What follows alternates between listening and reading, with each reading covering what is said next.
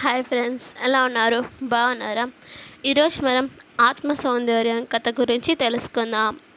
కోనవరం సమీపంలోని అడవిలో ఉన్న జంతువులన్నీ ఎంతో అన్యోన్యంగా కలిసిమెలిసి ఉండేవి. వాటి నాయకుడు సింహం. దానికి ఒకరోజు చిన్న సందేహం వచ్చింది. ఇప్పుడంటే అన్ని జంతువులు ఎంతో ఆప్యాయంగా ఉంటున్నాయి, కానీ మున్ముందు పరిస్థితులు అనుకూలించక వాటిలో మార్పు రావచ్చు. అప్పుడు ఇవి ఇంతే సహనంతో స్నేహంగా ఉంటాయా అనే సందేహం కలిగింది. దాంతో ఆ విషయం తెలుసుకోవడానికి ఒక పథకం వేసింది. ముందుగా జింకల గుంపు దగ్గరకు వెళ్ళి, మీరంతా ఎంతో అందంగా చర్మం కలవారని, మీ కళ్ళు చాలా బాగుంటాయని నేను కుందేళ్లతో అన్నాను. అప్పుడు అవి నవ్వి, మాకున్న అందం ముందు వాటి అందం ఏ పాటికి, మా కనుల వాటి కనుల కన్నా ఎంతో అందమైనవి, మీకు తెలియదా అన్నాయి. దానికి మీరేమంటారు అంది సింహం. అందుకు జింకలు నవ్వి, ఓ నాయనా, అవి నిజమే కదా చెప్పాయి. కుందేళ్ళు కనులు చూడడానికి ఎంతో ముచ్చటగా ఉంటాయి.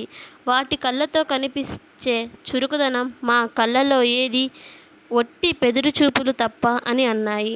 సింహం అయితే అవి అన్న మాటలకు మీకు కోపం రాలేదా అని అడిగింది. ఎందుకు కోపం? మా అందమేంటో మాకు తెలుసు.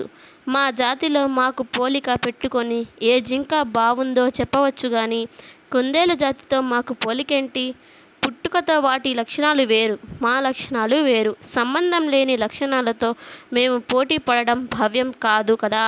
ఒక్కో సమయంలో ఒక్కో రీతిగా మాకున్న సామర్థ్యంతో ఈ వనము సమూహానికి ఉపయోగపడతాం. అలాగే మిగిలినవి కూడాను. కాబట్టి తారతమ్యం మాకెందుకు అని అన్నాయి. ఈ సమాధానంతో సింహం తృప్తి చెందింది. అలాగే ఏనుగుల గుంపుని, ఎలుగుబంట్ల గుంపుని పరీక్షించి అన్నీ కూడా ఇలాంటి జవాబునే ఇచ్చాయి.